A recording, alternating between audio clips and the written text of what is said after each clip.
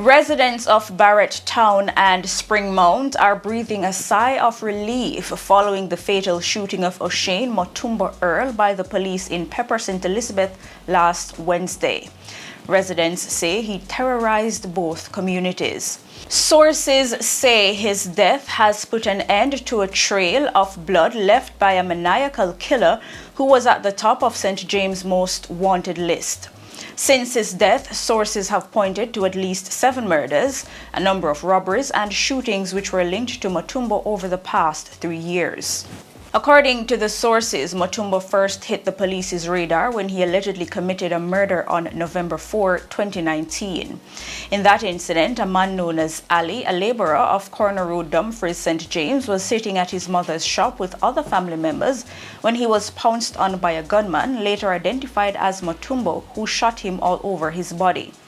Wanted for questioning in connection with that murder, Motumbo went under the radar and did not resurface until March 2021 when the police linked him to a second murder, this time of Brian Coote, who was associated with members of the Crocs gang. With his reputation now made in the St. James criminal underworld, Motumbo attracted the attention of the police again in October 2021 when Sean Clark was murdered as he left a bar in St. James.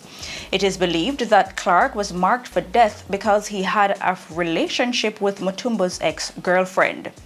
The sources say Motumbo's attacks continued in February this year when he and another man attacked and shot 3 people, including a 19-year-old who was believed to be a senior member of the Crocs gang.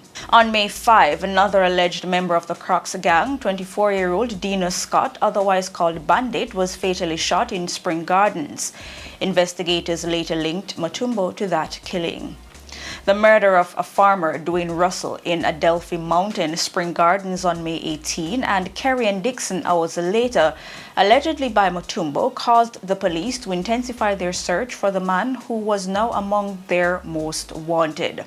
The next day, members of a police team were on patrol in Spring Gardens when Motumbo was spotted. He was ordered to stop but fired at the police and escaped. 2 days later, a man reported to the police that he was asleep inside his house when he was alerted by his sister and woke up to see Motumbo standing over him with a gun pointed in his direction. According to the man, Motumbo demanded that he hand over cash that was being kept inside the house. He escaped with just over $400,000. With the search for Motumbo now in earnest, on June 1, a police military team targeted a house in which he was reportedly hiding. Motumbo and another man ran from the building with guns pointed in the direction of the security team. Motumbo was back in action days later when he held up a woman in Spring Gardens. The woman reported to the police that a masked man armed with a rifle attacked her inside her house. She said she pulled down the mask of her attacker, revealing his face, and immediately recognized him. According to the woman, Motumbo then pointed the rifle towards her feet and fired 1 shot. He began to search the house and was joined by another man armed with a handgun. They left with approximately $150,000, which the woman had in the house. And with his reputation made as a gun for hire and a cold-blooded killer, Motumbo next struck in Germantown, St. James on September 4, where he was identified as the man who shot dead 26-year-old Gary Morgan and shot 2 other men who survived. 3 days later, the fatal shootings of Crisanti Wilson and Shabar Godson were also pinned to Motumbo. Police report that he had been visiting Wilson for some time as they shared an intimate relationship. Wilson had reportedly decided to end the relationship, but Motumbo refused to accept that and, in a jealous rage, fatally shot the 2. Police investigators said that while it has not yet been confirmed, Motumbo might have been involved in a triple murder in Bounty Hall, Trelawney in January. In that incident, Daniel Williams, Tashay Black, and Shanelia Clark were fatally shot by 4 men armed with high-powered weapons.